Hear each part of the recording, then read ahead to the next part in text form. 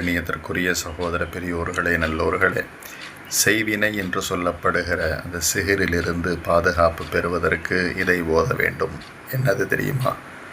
குல் அஊது பிரப்பில் ஃபலக் என்ற சூரா, குல் அஊது பிரப்பின் நாஸ் என்ற சூரா.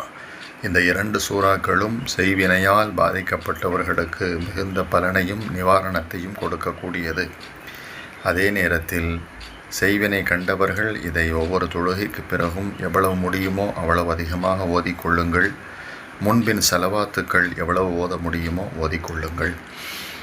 அதே போல் சில செய்வினையினால் பாதிக்கப்பட்டவங்களுக்கு இதை ஓத முடியலைன்னு சொன்னால் பிறர் என்ன செய்யலாம்? இதை ஓதி அவர்கள் மீது ஊதலாம். 11 முறையோ அல்லது 21 முறையோ அல்லது 7 முறையோ எவ்வளவு வேண்டுமானாலும் இந்த 2 சூறாக்களையும் ஓதி அவர்கள் உடலில் ஊதிக்கொள்ளலாம். அதேபோல் வருங்காலத்தில் எனக்கு எவரேனும் செய்வினை வைத்து விடுவார்களோ என்று அஞ்சக்கூடியவர்களாக இருந்தாலும் ஒவ்வொரு தொழுகைக்கு பிறகும் இதை ஓதி தங்களுடைய நெஞ்சிலும் முகத்திலும் ஊதி தடவிக்கொண்டால் வருங்காலத்தில் எந்த ஒரு செய்வினை கோளாறும் ஏற்படாது என்பதையும் கவனத்தில் கொள்ள வேண்டும். செய்யுங்கள், பலன் பெறுங்கள். அல்லாஹ் கிருபை செய்வானாக. ஆமீன்.